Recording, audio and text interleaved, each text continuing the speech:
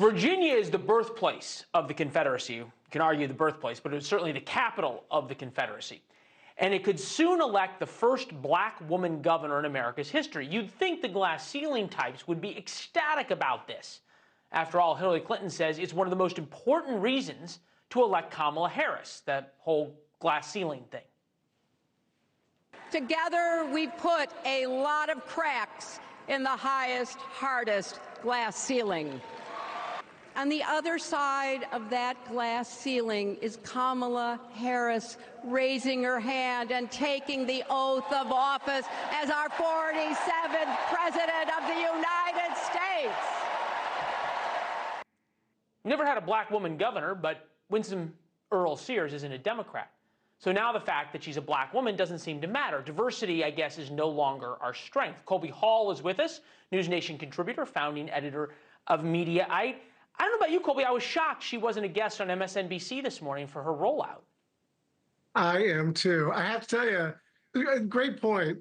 Sometimes people tell you more about themselves by what they don't say. Mm-hmm. And in this instance, I think the media sort of reveals their inherent bias by just virtually ignoring this significant story. Now, caveats, she announced yesterday she's a gubernatorial candidate.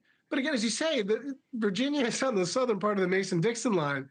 This is a big story, and I look, and it's been mentioned exactly twice on cable news in the last 24 hours, which it says a lot. Yeah.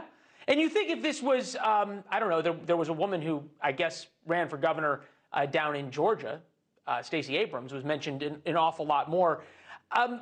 There does seem to be an acceptism or an accepting of racism when the subject of the racism is a Republican. For example, Tim Scott, first black senator since Reconstruction from the Confederacy, from the South, south of the Mason-Dixon line. And here's what happened to him. Take a listen to one of his interviews. Intolerance so often comes from the left, with words like Uncle Tim and the N-word being used against me by the left. And last night, what was trending in social media was Uncle Tim. And they doubled down on this concept of liberal oppression.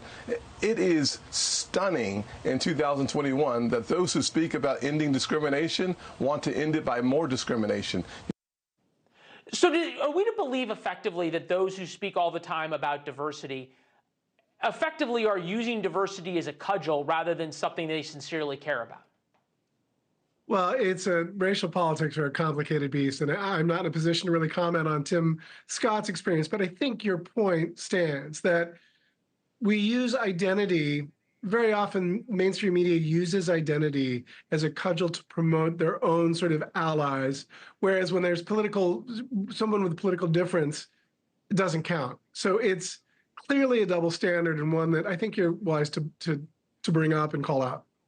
Colby, you know what? I love ending the show with somebody telling me I'm right. Thanks for watching. Go to joinnn.com to find NewsNation on your television provider.